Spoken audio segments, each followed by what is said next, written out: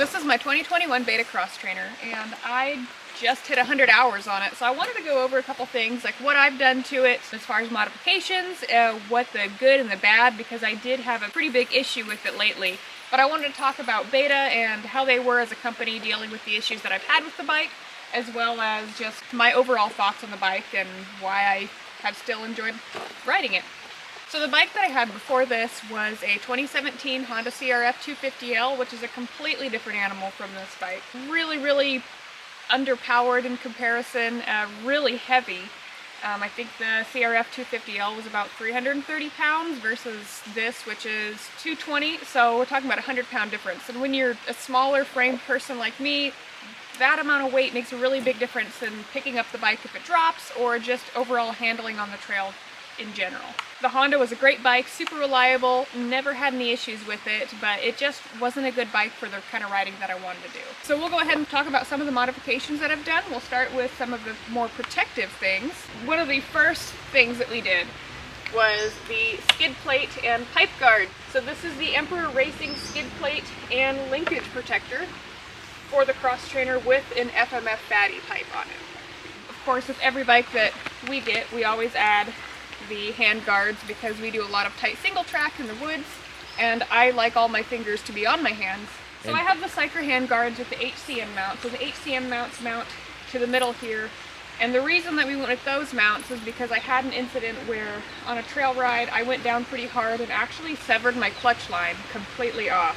So that kind of gives protection to all of that and all these lines here. Another thing that we've added are the Beta bulletproof radiator guards. These are in blue because that's the only color that we could get at the time, and I really don't care about how my bike looks. I just want it to be protected.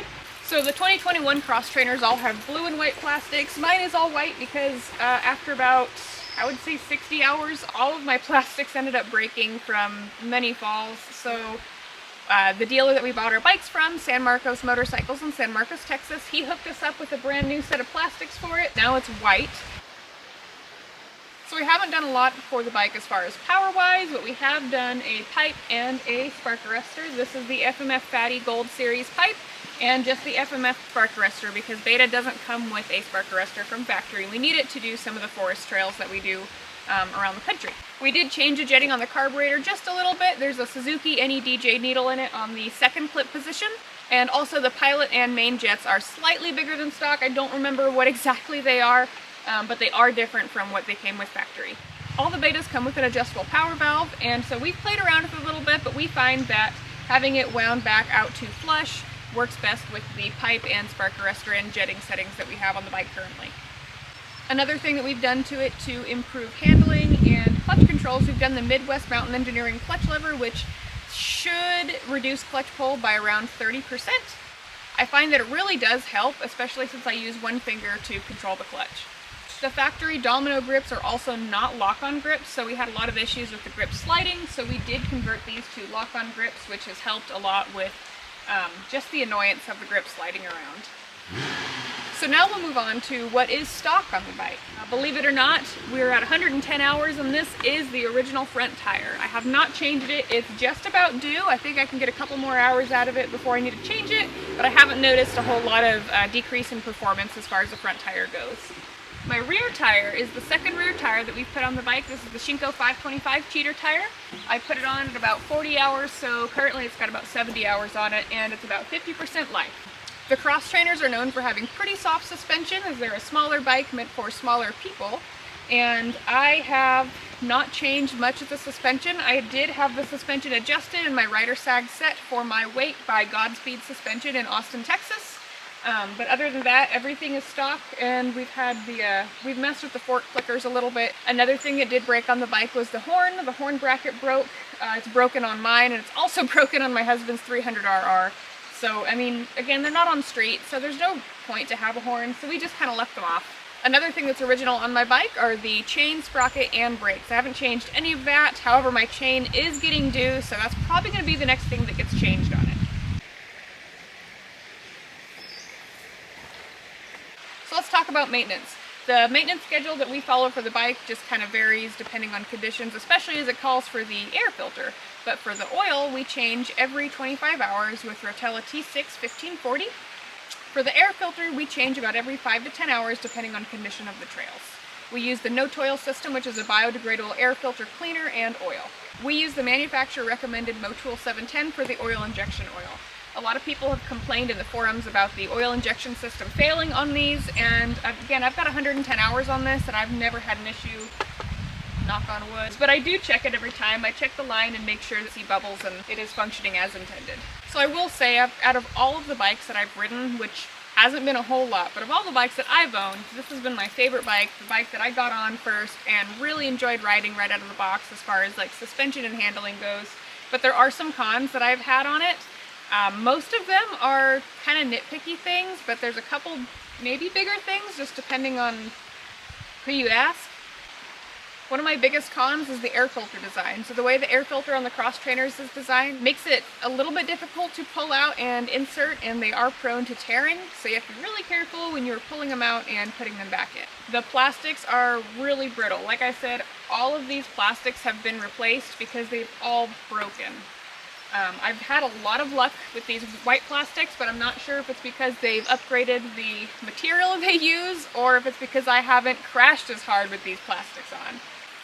Another kind of silly thing is I've noticed that my bike doesn't like to start as easy as the 300RR does on cold days. Mine takes a couple of times to hit the start button versus the 300RR seems to fire up right away. Just kind of one of those silly things. Another nitpicky thing is the kickstand doesn't have a foot, so it's a little awkward. It doesn't like to stand up in like softer soils. The 300RR and all the RR models actually have a big foot on the bottom of the kickstand, so that helps it stay up. So the biggest issue we've had with the cross trainer is I did lose the bottom end main bearing at 87.2 hours.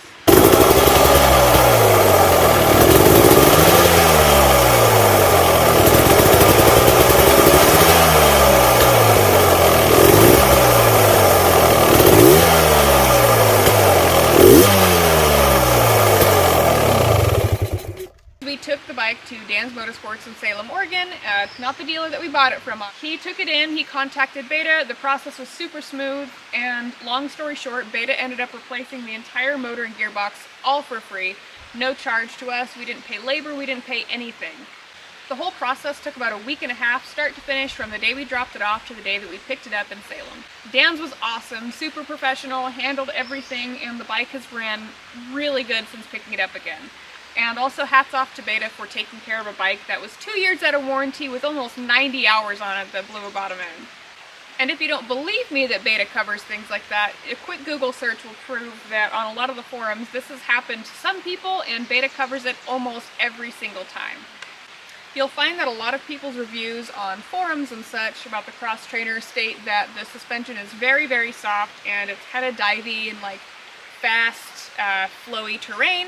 Personally, I'm not a super fast rider, but even when I do take trails a little bit on the faster side, I don't have those issues. We have combated the handling issues by adjusting the suspension with the clickers and having the rider sag set for my weight.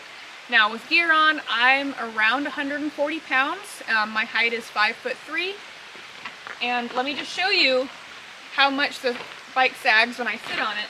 Now I'm not geared up, but this is one reason that I really do like the cross trainers, because it's a smaller bike with a nice soft suspension for smaller people like me, and I'm able to put a foot down on the ground flat. Most full-size bikes, I can't do that. A big thing for me when I'm riding on the trails is being able to put a foot down and get off the bike comfortably instead of having to find a rock or something.